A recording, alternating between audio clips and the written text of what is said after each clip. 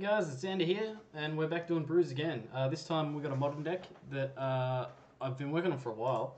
It started off as the old 8-rack, which is a deck that's been popping up quite a bit in modern at the moment.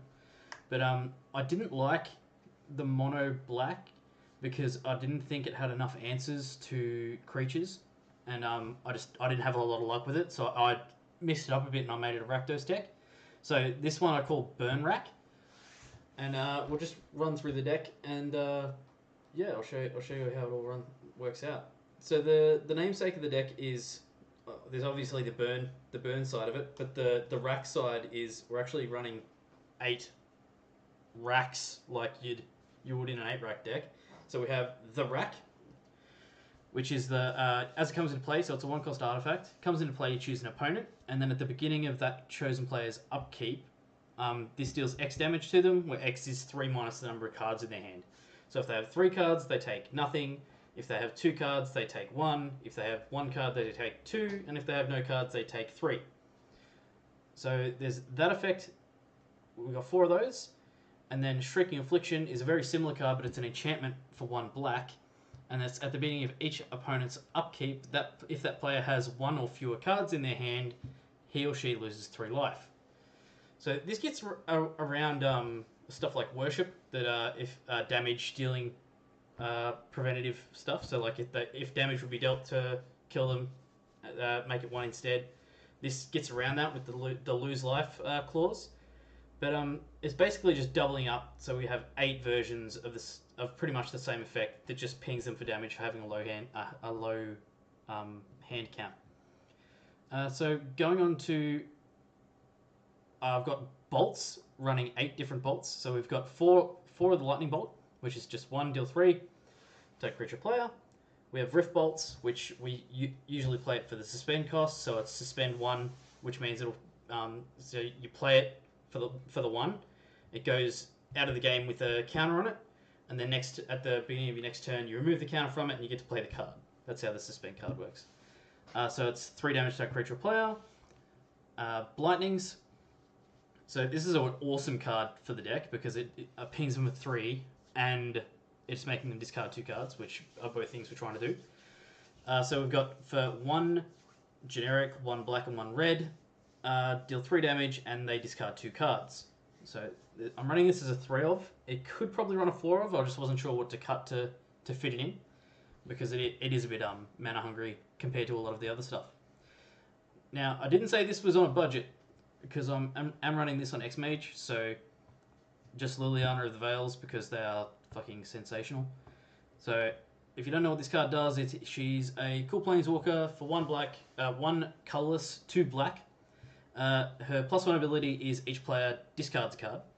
Her -2 ability is target player sacrifices a creature, and her ultimate, which is -6, is separate all permanents target player controls into 2 piles. That player sacrifices all permanents in the pile of his or her choice.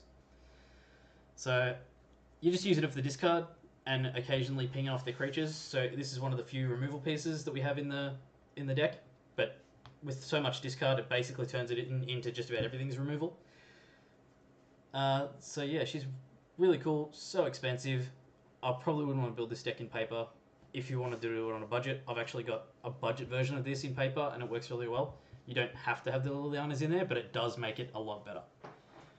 So we're just moving on to 2 of Kolaghan's Command, which is for 1 red, 1 colorless, 1 black, and 1 red.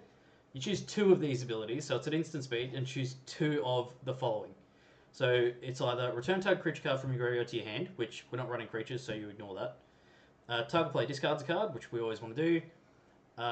Destroy target artifact, which can often be very important. And the last one is Kolaghan's Command deals 2 damage to target creature or player. So it's either shocking them in the face, killing one of their creatures, killing their important artifact, but it's always going to make them discard a card. Usually is what you want. So this is just a insane card, and I'm pretty sure it's worth a bit of coin too. But yeah, I probably wouldn't try to play the deck without at least 2 of these in there. You could maybe put it up if you wanted to swap it out for something else. Maybe you can get rid of bolts or something because you might not find them as useful, the rift bolts. So we've got a lot of just single target discard in a 3 of Inquisition of Kozilek, which is just target player reveals his or her hand. You choose an on-lane card from it with converted mana cost 3 or less, and that player discards that card.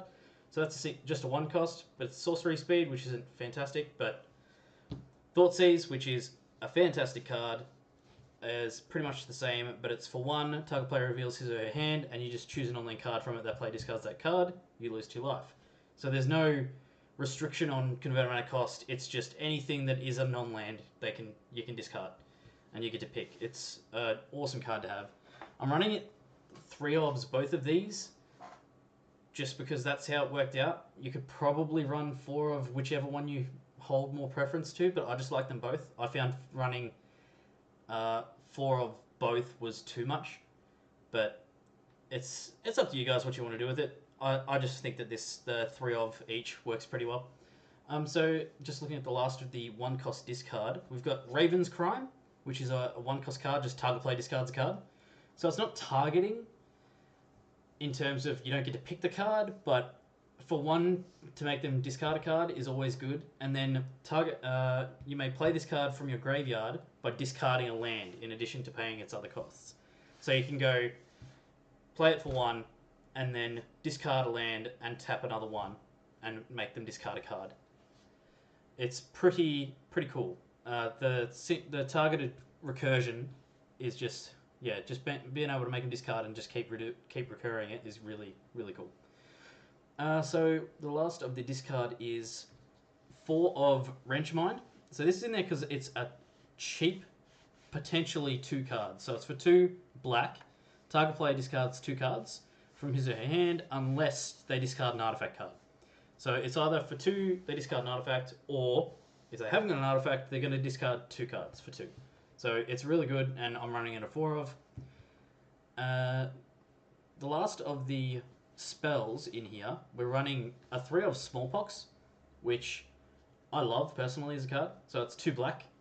Each opponent loses 1 life, discards a card, sacrifices a creature, and then sacrifices a land.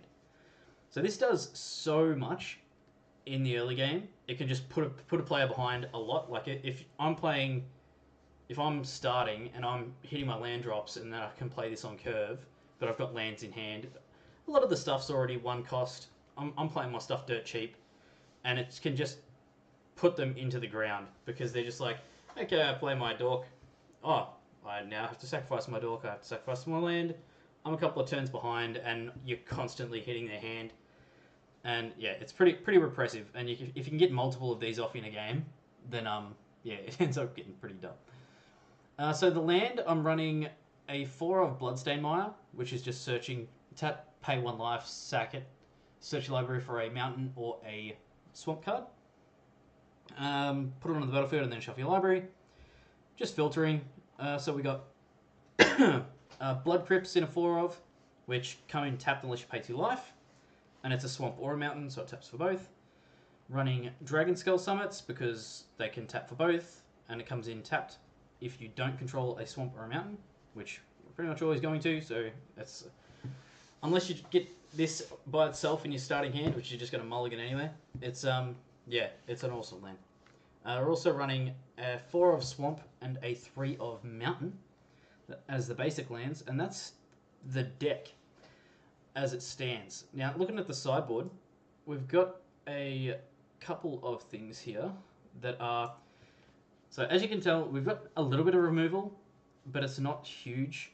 The Smallpox can take out big stuff if they're playing slowly, but we really don't like anything that can just outpace us, like aggro-wise.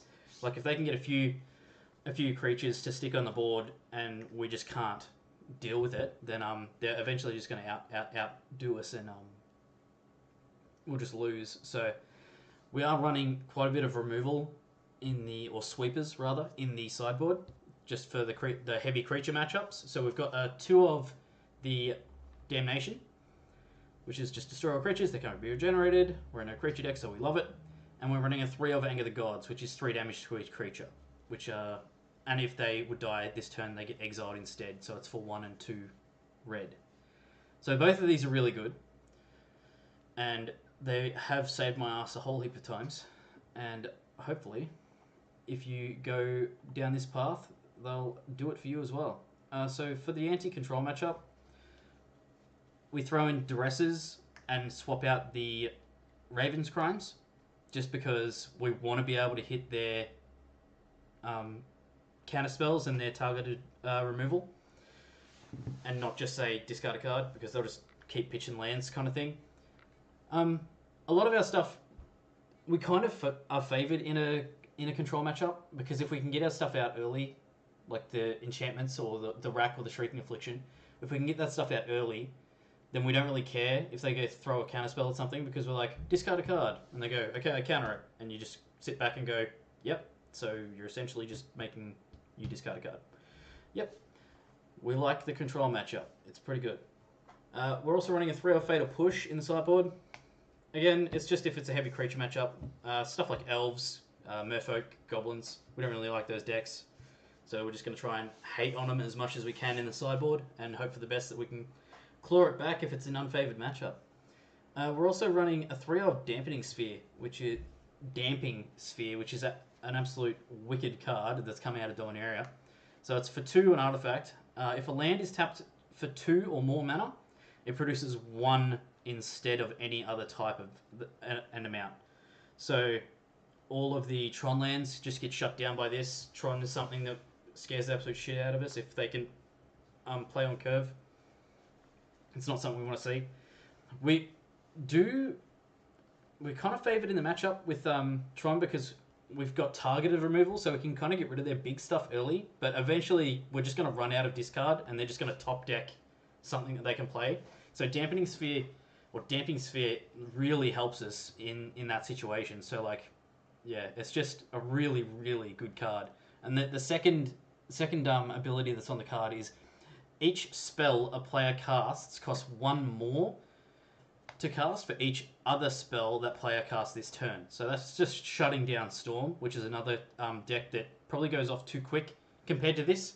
Like, we can make them discard a few cards, but then all they've got to do is just start throwing out Manamorph and just comboing off, and we just can't do anything about it.